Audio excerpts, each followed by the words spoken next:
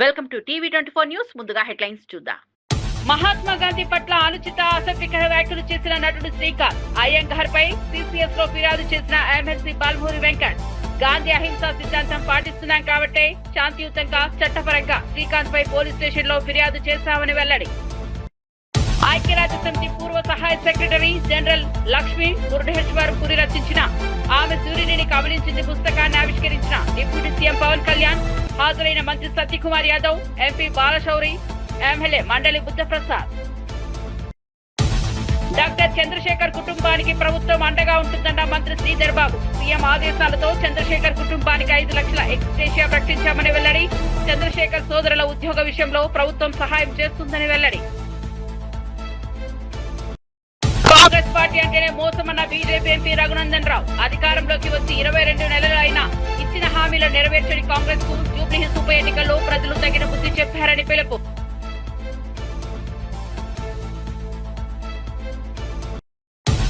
నాడు రాయలసీమను రతనాల సీమగా చేస్తామన్నది కేసీఆర్ కాదా అన్న టీపీసీసీ చీఫ్. బీసీలకు 42% కల్పించి తీరుతామన్న మహేష్ కుమార్ గౌడ్.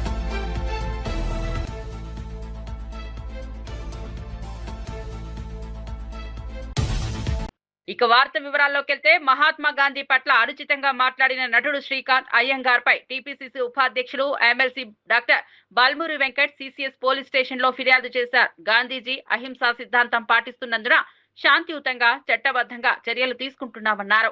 మహాత్మా గాంధీ దేశానికి స్వాతంత్ర్యం తీసుకొచ్చిన నాయకుడని గుర్తు చేశారు. ఆయనపై అవమానకర వ్యాఖ్యలు చేయడం తగదని బాల్మూరి వెంకట్ మండిపడ్డారు. ఇలాంటి వ్యాఖ్యలు సమాజంలో అశాంతిని రేపే అవకాశం ఉందని చెప్పారు. గాంధీ సిద్ధాంతాలను అవమానించడం భారతీయ విలువలకు విరుద్ధమని అన్నారు. ఈ ఘటనపై రాష్ట్ర వ్యాప్తంగా విమర్శలు వెలువెత్తుతున్నాయి. ప్రజలు కూడా శ్రీకాంత్ వ్యాఖ్యలను ఖండిస్తున్నారు.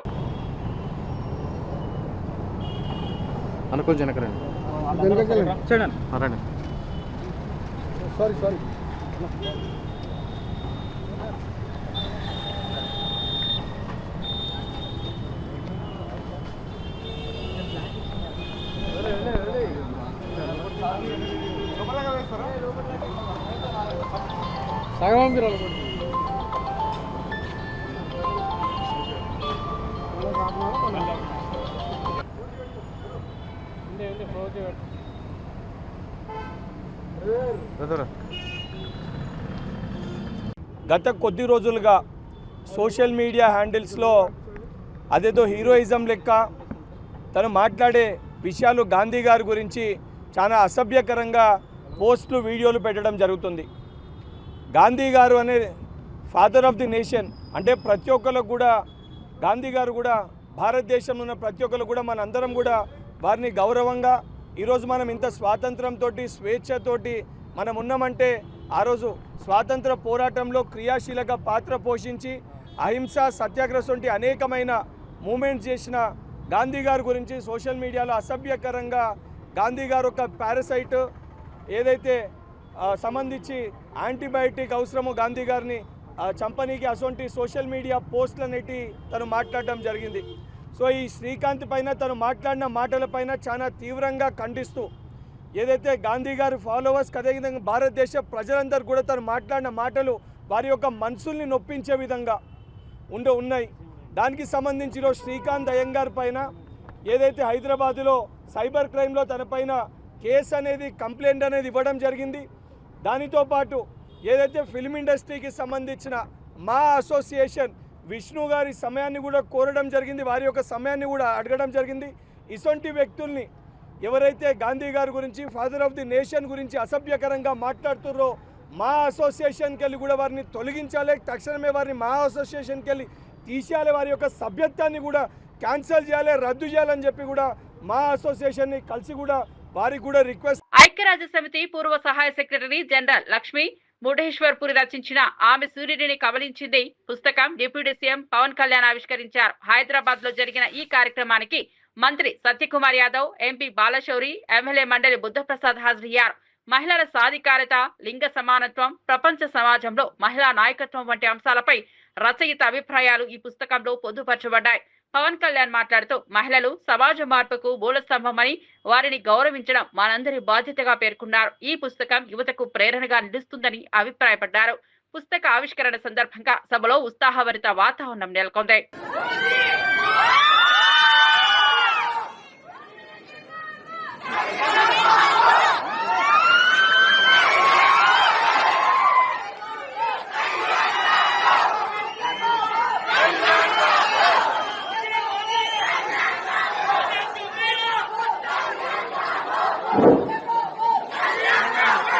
అందరినీ డిసిప్లిన్ ఉండవలసిగా కోరుతున్నాను.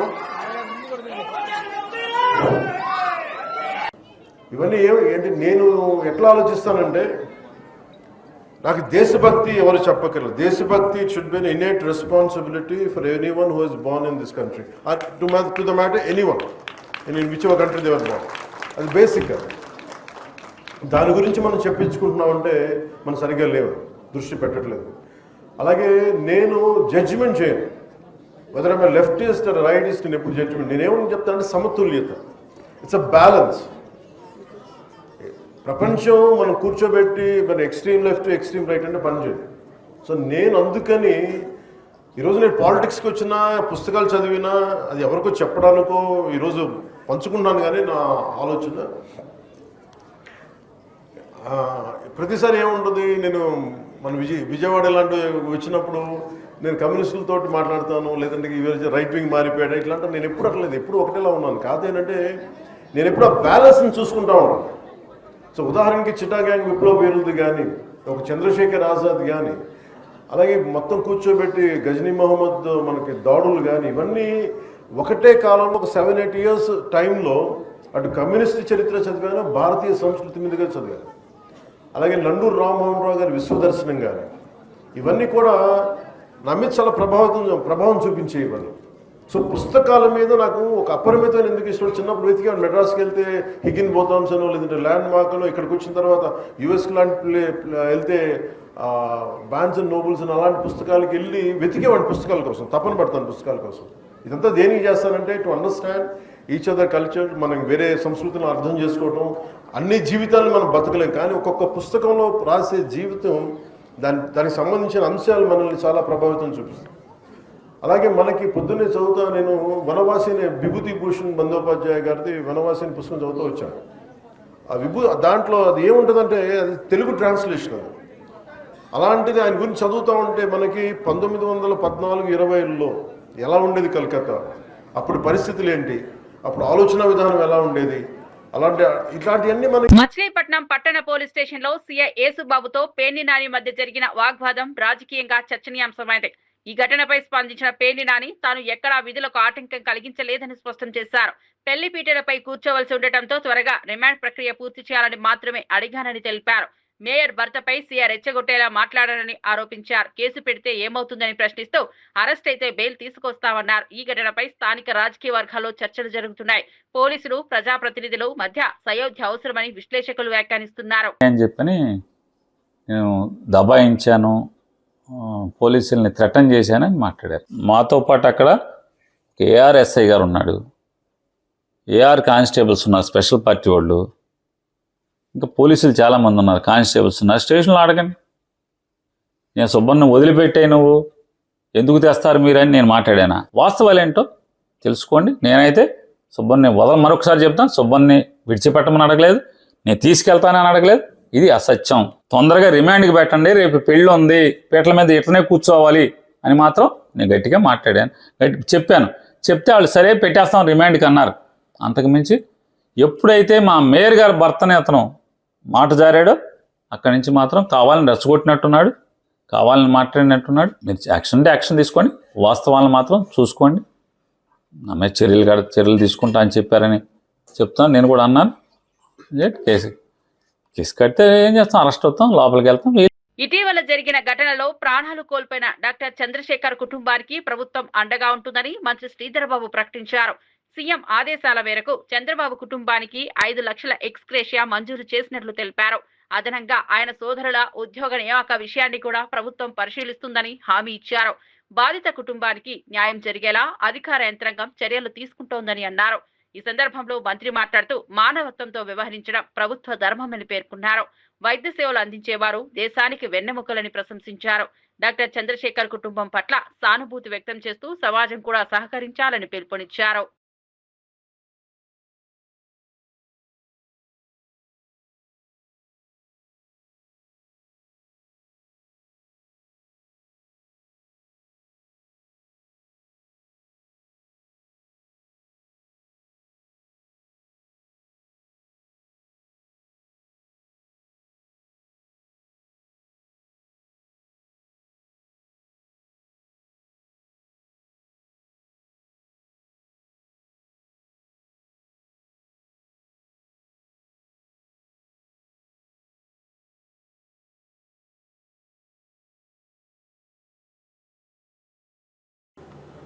ఒక దుర్ఘటన హంతకులతోని చంపబడ్డ మరి ఈ సోదరుడికి సంబంధించిన కుటుంబాన్ని ఆదుకోవాలి అని ముఖ్యమంత్రి గారు మరి వారి కుటుంబానికి 5 లక్షల రూపాయల ఎక్స్‌గ్రేషియాను ప్రభుత్వం తరఫున ప్రకటించడం, దానికి తోడు వారి ఇద్దరు అన్నలు కూడా బాగా చదువుకున్న వ్యక్తులు,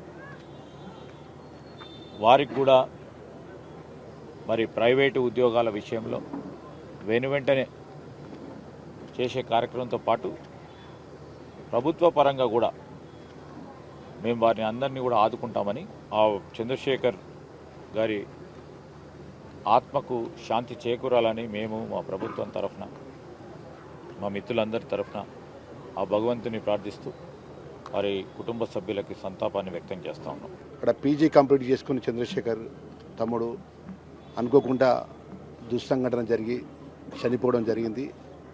ఆ చనిపోయిన విషయం తెలిసిన వెంటనే ఆ కుటుంబానికి రాష్ట్ర ముఖ్యమంత్రి ఆదేశాలు ఇచ్చి ఇక్కడ స్థానికంగా ఉన్నటువంటి మా కాంగ్రెస్ పార్టీ నాయకులు, మరి ఇన్ఛార్జ్ మినిస్టర్గా ఉన్న పెద్దలు, ఈ రంగారెడ్డి జిల్లా ఇన్ఛార్జ్ మంత్రివర్యులు పెద్దలు శ్రీధర్ బాబు గారు, మరి వెల్ఫేర్ మినిస్టర్గా ఆ సంఘటన విషయం తెలిసిన వెంటనే నెక్స్ట్ డే నేను ఇక్కడ స్వయంగా వచ్చి ఆ కుటుంబానికి అన్ని విధాలు కూడా మీకు ప్రభుత్వం అండగా ఉంటుంది, మీకు ధైర్యంగా ఉండాలని చెప్పి ఆ తల్లిని ఉదార్చడం జరిగింది.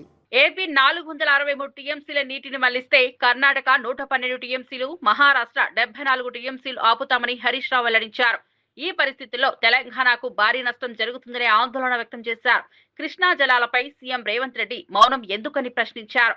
నల్లమల బిడ్డనని చెప్పుకునే రేవంత్ నల్లమల ప్రజల సమస్యలపై నోరు ఎందుకు విప్పట్లేదని ఎద్దేవా చేశారు. నువ్వు నల్లమల పులివా, పిల్లివా, ఎలుకవా అంటూ తీవ్ర వ్యాఖ్యలు చేశారు. పులి అయితే మాట్లాడేవాడినని, కానీ ఎలుకలా మౌనంగా ఉన్నానని విమర్శించారు. కృష్ణా జలాల విషయంలో కాంగ్రెస్ ప్రభుత్వం వైఫల్యాన్ని బహిర్గతం చేశారు. తెలంగాణ హక్కుల కోసం పోరాడాల్సిన సమయం వచ్చిందని హరీష్ పిలుపునిచ్చారు. ప్రభుత్వం కేంద్రానికి రాసిన లేఖ ఎంత స్పష్టంగా రాసిండ్రు ఇలాంటి వాళ్ళు. కర్ణాటక ప్రభుత్వం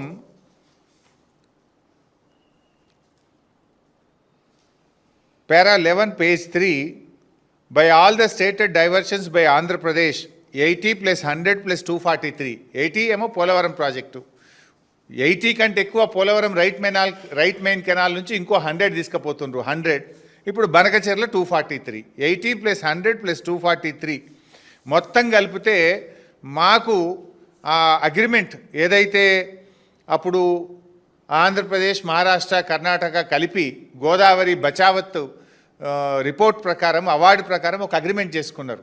గోదావరి నీళ్లు కృష్ణానదికి మళ్లిస్తే దాంట్లో ఎగువ రాష్ట్రాలకు కూడా వాటా ఉంటుంది. ఆ వాటా ప్రకారంగా 463 టీఎంసీలు ఇవాళ ఆంధ్రప్రదేశ్ మళ్లిస్తుంది.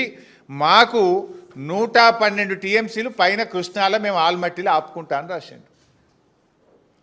423 టీఎంసీలు ఆంధ్రప్రదేశ్ మళ్లిస్తుంది. బనకచెర్ల కావచ్చు, పోలవరం కావచ్చు, అదనంగా తీసుకునేది కావచ్చు. మొత్తం 423లో 112 టీఎంసీలు పైన ఆపుకుంటా. ఎంత స్పష్టంగా రాస్తారంటే పేజ్ 13లో, the ministry of Jal Shakti is requested to intimate the date of clearance of the project in question so that Karnataka can take appropriate action for utilization of Krishna water.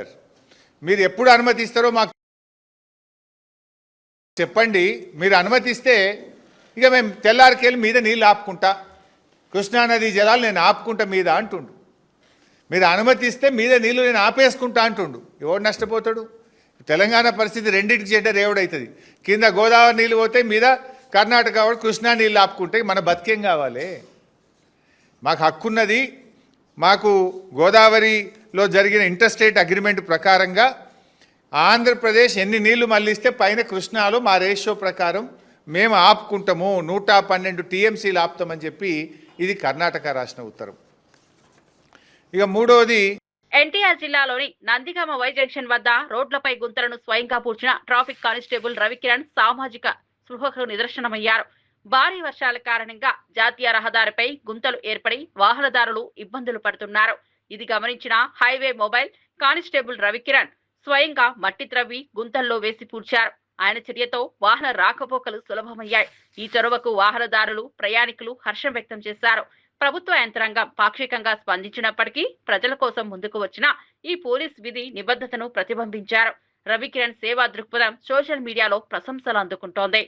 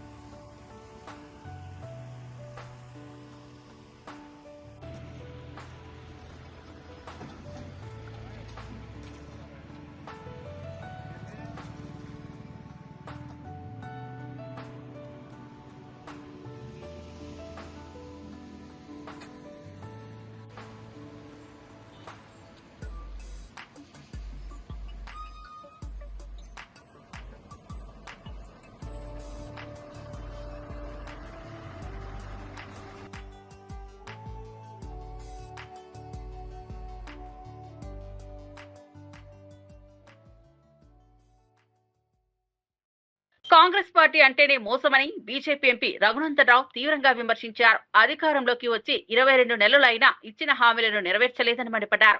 Jubilee Hills ఉప ఎన్నికల్లో ప్రజలు కాంగ్రెస్ కు తగిన బుద్ధి చెప్పాలని పిలుపునిచ్చారు. ఎర్రగడ్డ, బోరబండ డివిజన్లకు సంబంధించిన బీజేపీ కార్యకర్తల సౌకర్యార్థం సారథినగర్ సొసైటీలో కొత్త కార్యాలయాన్ని ప్రారంభించారు. ఈ సందర్భంగా రఘునందనరావు మాట్లాడుతూ కార్యకర్తలు కష్టపడి కాకుండా ఇష్టపడి పనిచేయాలని సూచించారు. ప్రజల ఆశీర్వాదంతో బీజేపీ శక్తివంతమైన ప్రత్యామ్నాయంగా నిలుస్తుందని విశ్వాసం వ్యక్తం చేశారు. ఉప ఎన్నికల్లో విజయం సాధించడానికి పార్టీ వ్యూహాలను సక్రమంగా అమలు చేస్తామని చెప్పారు. భారతీయ జనతా పార్టీ గీత గీసి బరి గీసి కొట్లాడుతుంది. గెలిచేది భారతీయ జనతా పార్టీ కమలం గుర్తు. టీఆర్ఎస్ పార్టీ 10 సంవత్సరాల అధికారంలో ఉన్నటువంటి వారి ఎమ్మెల్యే గారు, దివంగత ఎమ్మెల్యే గారు, ఏ బస్తీ రూపురేఖల్ని మార్చినటువంటి ఎమ్మెల్యే గారు ఇలా సానుభూతి పేరిట వారి శ్రీమతిని పెట్టి రాజులు యువరాజులు ఆడేటువంటి కొత్త నాటకానికి జూబ్లీ హిల్స్ ప్రజలు గుణపాఠం చెప్పాలని నేను సవినయంగా వారికి అందరు కూడా విజ్ఞప్తి చేస్తాను. ఇట్లా కాంగ్రెస్ ఇచ్చినటువంటి హామీలు, పెంచుతా అన్న పెన్షన్లు, వాళ్ళు చెప్పింది ఒక బస్సు తప్ప ఇంకేమి ఇస్తలేరు.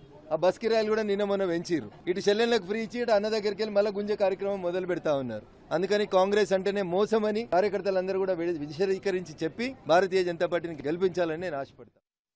మాజీ మంత్రి నారాయణ స్వామిపై మంత్రి అనిత వంగలపూడి మండిపడ్డారు. వయసు పెరిగినా బుద్ధి మాత్రం పెరగలేదని ఎద్దేవా చేశారు. స్వార్థ ప్రయోజనాల కోసం అంబేద్కర్ పేరుతో రాజీనామాలు చేస్తున్నారని ఆరోపించారు. అంబేద్కర్ విగ్రహానికి ఎవరో నిప్పంటిస్తే దానికి మాట్లాడాల్సింది పోయి రాజకీయ వ్యాఖ్యలు చేయడం ఏంటని ప్రశ్నించారు. సామాజిక న్యాయం కోసం పోరాడిన మహానుభావుల పేరుతో రాజకీయ లాభాలు పొందడం తప్పు అని అన్నారు. అంబేద్కర్ వారసత్వాన్ని గౌరవించాలంటే ఆయన సిద్ధాంతాలను ఆచరణలో పెట్టాలని సూచించారు. రాష్ట్ర ప్రజలు ఇటువంటి వ్యాఖ్యలతో మభ్యపడమని చెప్పారు. అనితా వంగలపూడి వ్యాఖ్యలు రాజకీయ వర్గాల్లో చర్చనీయాంశంగా మారాయి. ఇక్కడ అంటే కలెక్టర్ అంటే అంబేద్కర్ గారిని కూడా ముందుకు తీసుకొచ్చి రాజకీయాలు చేయాలనుకోవడం ఎంతవరకు సమంజసం అని ఈ రోజు నేను అడుగుతున్నా, మీ ద్వారా ప్రజానికాన్ని అడుగుతున్నా. మళ్ళీ వాళ్ళు అదే మాట్లాడతారు. దీనికి తోడు డిప్యూటీ సీఎం గా చేసిన ఈ మాజీ డిప్యూటీ సీఎం, మాజీ లిక్కర్ మంత్రి, వీళ్ళందరూ కూడా నారాయణ స్వామి వయసు పెరిగింది కానీ బుద్ధి పెరుగుతుందో లేదో నాకైతే అర్థం కావట్లేదు. తిండి పెట్టిన వాళ్ళు ఎవరైనా రొమ్ము గుద్దే మనుషులు ఉంటే వాళ్ళని మనిషి కింద మనం ఎవరు కూడా లెక్క చేయం. అటువంటి అంబేద్కర్ గారి విగ్రహాన్ని తగలబెట్టేసి దాని ద్వారా రాజకీయం చేద్దాం అనుకుంటే నువ్వు సరాసరి వచ్చి ఇది ఎందుకు జరిగింది, ఎలా జరిగింది అని మాట్లాడడం మానేసి ఇక్కడికి వచ్చి కూర్చొని రాజకీయం చేసి తెలుగుదేశం పార్టీ వాళ్ళు మీరు చేశారు కాబట్టి మీరు వెళ్ళి వాళ్ళని అరెస్ట్ చేయండి అని పోలీసులకు ఇన్స్ట్రక్ట్ చేసే పరిస్థితి. ఇలాంటి రాజకీయం అంటే, ఇలాంటి మీ పరిపాలన అంటే, ఇందుకైనా 2 సార్లు ఇక్కడ ఈ నియోజకవర్గం వాళ్ళని గెలిపించారు. ఇందుకేనా డిప్యూటీ సీఎం పొజిషన్ నిన్ను కూర్చోబెట్టి మాట్లాడారు? అని ఎవడైనా, ఏ పార్టీ వాడైనా, ఏ కులం వాడైనా అంబేద్కర్ విగ్రహానికి అవమానం జరిగింది, అంబేద్కర్ గారికి అవమానం జరిగిందంటే కులాలకి మతాలకి అతీతంగా రోడ్డు మీదకి వచ్చి కూర్చొని జై భీమ్ అనే ఒకే ఒక నాయకుడు ఎవరైనా ఉన్నారంటే మన అంబేద్కర్ గారు. అటువంటి అంబేద్కర్ గారి విగ్రహానికి నిప్పు పెడితే దానికి రాజకీయ రంగు పులిమి నువ్వు వచ్చి రోడ్డు మీద కూర్చొని దాన్ని స్టేట్ వైడ్ ఇష్యూ చేయడానికి ఎక్కడికి నుంచో నాయకులు తీసుకొచ్చి నువ్వు కూర్చోబెడతావా? ఎంపీ వస్తాడా? కరుణాకర్ రెడ్డి వచ్చి కూర్చుంటాడా? నిజాలు తెలిసిన తర్వాత ఈ రోజు ఎవరు మాట్లాడితే అధికారంలో ఉన్నప్పుడు నిర్మాణాలను పూర్తి చేయాలని జగన్ ఇప్పుడు దొంగ ఏర్పులు ఎందుకుంటున్నారని బీజేపీ జాతీయ కౌన్సిల్ సభ్యురాలు సాదేని యామిని తీవ్రంగా ప్రశ్నించారు. 17 వైద్య కళాశాలల కోసం కేంద్రం మంజూరు చేసిన నిధులను సద్వినియోగం చేయలేదని విమర్శించారు. కొన్నింటికైతే భూసేకరణ కూడా పూర్తి కాలేదని యామిని ఆగ్రహం వ్యక్తం చేశారు. రాష్ట్ర అభివృద్ధి కంటే వ్యక్తిగత రాజకీయాలకు ప్రాధాన్యమిచ్చారంటూ జగన్ పాలనను తప్పుపట్టారు.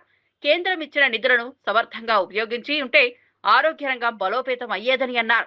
ప్రజల డబ్బును వృధా చేసుకున్న వైఎస్ఆర్సీపీ నాయకత్వంపై ప్రజలు తీర్పు ఇవ్వాలని పిలుపునిచ్చారు. ఏ విధంగా ఈ రెండింటిని ఉపయోగించుకుంటూ రాష్ట్రాన్ని దోచుకోవాలన్నది కూడా ఆయన బాగా తెలిసినటువంటి వ్యక్తి. పేద ప్రజల విద్యార్థులు ఎవరైతే ఉన్నారో వారు మెడికల్ కళాశాలలో చదువుకోవడము, బాగుపడ్డము, డాక్టర్ లాగా అవడము లేదా నర్సింగ్ ఇండస్ట్రీలో ఉండడం ఆయనకి ఇష్టం లేదు. నిన్న మళ్ళీ పరిగెత్తుకుంటూ ఎగేసుకుంటూ వెళ్ళాడు నర్సీపట్నానికి. ఏముంది అక్కడ మొండిగోడులు చూడ్డానిక? ఆ ఇచ్చినటువంటి 17 కాలేజీల్లో ఆయన దాదాపు చాలా మటుకు భూసేకరణ కూడా పూర్తి కాలేదు. సెంట్రల్ స్కీమ్ కింద భారత కేంద్ర ప్రభుత్వము అలానే కొన్ని గ్రాంట్ల కింద అనుకోండి ఆర్థిక సహాయాన్ని 1965 కోట్ల రూపాయలు ఈ మెడికల్ కళాశాలల కింద కేంద్ర ప్రభుత్వం కూడా సహాయం చేసింది. 1550 కోట్లే ఖర్చు పెట్టి అదేదో అక్కడికి ఆయన ఏదో ఉద్ధరించేశాను అప్పట్లో ఆయన ప్రభుత్వ పాలనలో అని చెప్పని ఇంకా ప్రజలని మోసం చేస్తూనే ఉన్నాడు. విచ్ ఈజ్ లైక్ 15% కూడా కాదు ఆయన ఖర్చు పెట్టింది. ఏదో 1-2 మెడికల్ కాలేజీలు కట్టేసి దాన్ని సుందరంగా తీర్చిదిద్దని అది కూడా మేము ఇచ్చిన డబ్బులతో ప్రత్యక్షంగా పరోక్షంగా చేసి ఇప్పుడు ఇంకా ఎవరిని మోసం చేద్దామని. హైదరాబాద్ కమాండ్ కంట్రోల్ సెంటర్ లో CM Revanth Reddy A hub, T square ప్రాజెక్టులపై సమీక్ష నిర్వహించారు. ఈ సమీక్షలో మంత్రి Sridhar Babu, special CS Jayesh Ranjan, Sanjay Kumar, CMO OSD Vevula Srinivasulu, TGIIC MD Sasanka, T fiber MD Venuprasad, IT శాఖ డిప్యూటీ సెక్రటరీ భవేష్ మిశ్రా తదితర అధికారులు పాల్గొన్నారు. హైదరాబాద్ ను స్మార్ట్ సిటీగా తీర్చిదిద్దే దిశగా ప్రభుత్వం ప్రాధాన్యతనిస్తోందని పేర్కొన్నారు.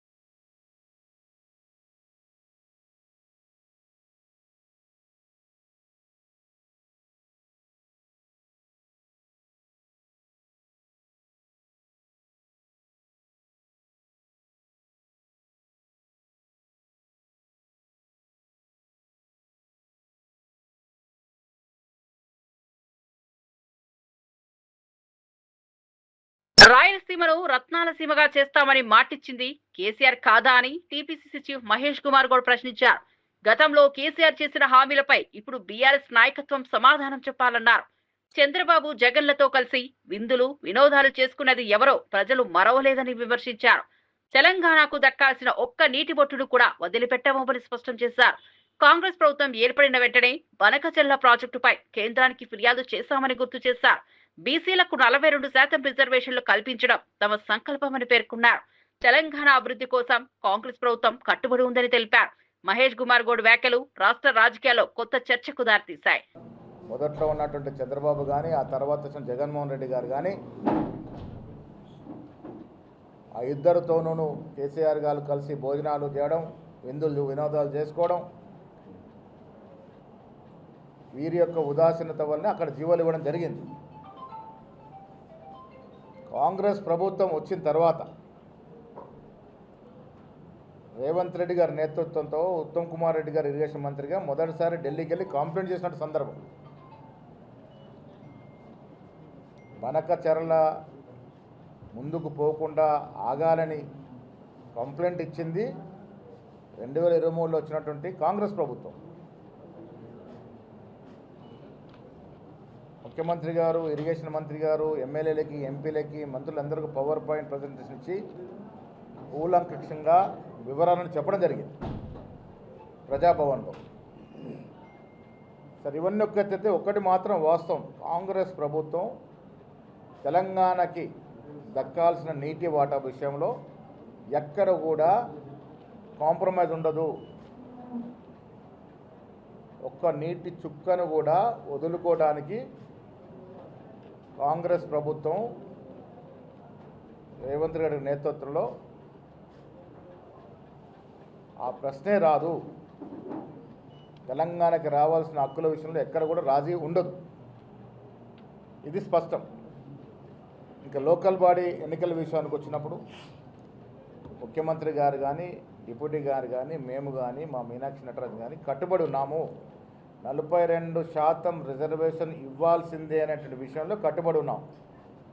ఇలా కోర్టులో ఇంటర్వ్యూ స్టే ఇచ్చినప్పటికి కూడా ముఖ్యమంత్రి గారు మేమంతా కూడా వీలైన త్వరగా సుప్రీంకోర్టుకి వెళ్ళి హైకోర్టు ఇచ్చిన స్టే మీద అప్పీల్ చేయాలంటే ఒక నిర్ణయంతో ఉన్నాం. బీసీలకి 42% రిజర్వేషన్ విషయంలో ఎక్కడ రాజీ ఉండదు. 42% రిజర్వేషన్ విషయంలో బీజేపీ పార్టీ ఆపణలో అసలైన ముద్దాయి. ఇలా తెలంగాణ కాంగ్రెస్ ప్రభుత్వం రేవంత్ రెడ్డి గారి నేతృత్వంలో 3 జీవోలు ప్రభుత్వం రాగానే 95 ఏళ్ల తర్వాత స్వాతంత్రం వచ్చిన తర్వాత మొట్టమొదటిసారిగా కుల సర్వే చేయడం అనేది ఒక చరిత్రాత్మక నిర్ణయం. ఆ కుల సర్వే కూడా శాస్త్రీయబద్ధంగా చేసి ఎంపెరికల్ డేటాను ఎస్టాబ్లిష్ చేయడం జరిగింది. ఆ డేటా ఆధారంగానే ఇవాళ 42% రిజర్వేషన్ ఇచ్చాం. అంతకుముందు ఏ ఆధారం లేదు. బీసీలకు రిజర్వేషన్ ఇవ్వాలంటే ఏ ఆధారం లేదు. సుప్రీంకోర్టు చాలా సందులు అడిగింది మీకు ఏ ఆధారమే. ఇప్పుడు అలాంటి ఆధారం కాంగ్రెస్ ప్రభుత్వం ఇలా కుల సర్వే ద్వారా పొందుపరిచింది. ఒక ఎంపెరికల్ డేటాను పొందుపరిచింది కాబట్టి 42% జీవో ఇస్తూ సీఎం రేవంత్ రెడ్డిపై ఒక వారం లోపు సుప్రీంకోర్టులో కేసులు వేస్తానని ప్రజాశాంతి పార్టీ అధ్యక్షుడు కేఏ పాల్ సంచలన వ్యాఖ్యలు చేశారు. రేవంత్ పై ఇప్పటి వరకు 18 ఫిర్యాదులు వచ్చాయని, వాటిని చట్టపరంగా ముందుకు తీసుకెళ్తానని వెల్లడించారు. రాష్ట్ర ప్రజల కోసం తాను న్యాయ పోరాటం కొనసాగిస్తానని స్పష్టం చేశారు. తెలంగాణలో అవినీతి, అధికార దుర్వినియోగం పెరిగిపోతున్నాయని ఆరోపించారు. పాల్ మాట్లాడుతూ ప్రజాస్వామ్యంలో ఎవరూ చట్టానికి పై చేయి కాదని గుర్తు చేశారు. సుప్రీంకోర్టులో కేసులు వేస్తా. ఎందుకు అంటే తమ్ముడు రేవంత్ 18 కంప్లైంట్లు వచ్చాయి. ఇప్పటికి ఒక్కొక్కటి కొన్ని వేల కోట్లు కంప్లైంట్లు. Public interest litigation form frame చేస్తున్నాను. 1 by 1 వీక్ సమయం ఇస్తున్నాను. 20వ తారీఖు లోపుని తమ్ముడు రేవంత్ రా, రాష్ట్రాన్ని అభివృద్ధి చేద్దాం, డబ్బులు తెద్దాం, వద్దు, సమిట్లు పెడతాం, వద్దు, నిరుద్యోగ సమస్య నిర్మూలన చేద్దాం, వద్దు, న్యాయం చేద్దాం, వద్దు, అప్పులు తీర్చుదాం, వద్దు, అభివృద్ధి చేద్దాం, వద్దు, మరేం చేద్దాం? దోచుకు తిందాం. వాళ్ళే దోచుకుంటున్నారు.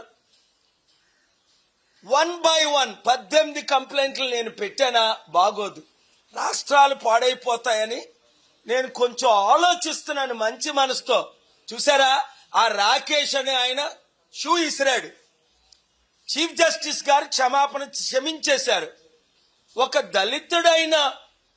దళితుడైన ప్రధాన న్యాయమూర్తికే సేఫ్టీ లేక చెప్పులు ఇసురుతుంటే అడ్డుకోపోతే ఆయనకి ఎంత ఇంజురీ అవును?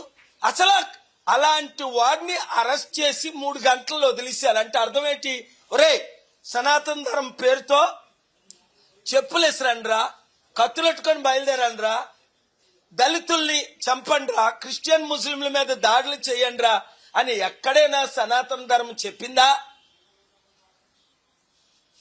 సనాతన ధర్మం పేరుతో పవన్ కళ్యాణ్ ఏమో లడ్డూలో అబద్ధాలు ఆడి లడ్డు నేను సుప్రీంకోర్టుకి వెళ్ళాను, నోరు మూయించాను.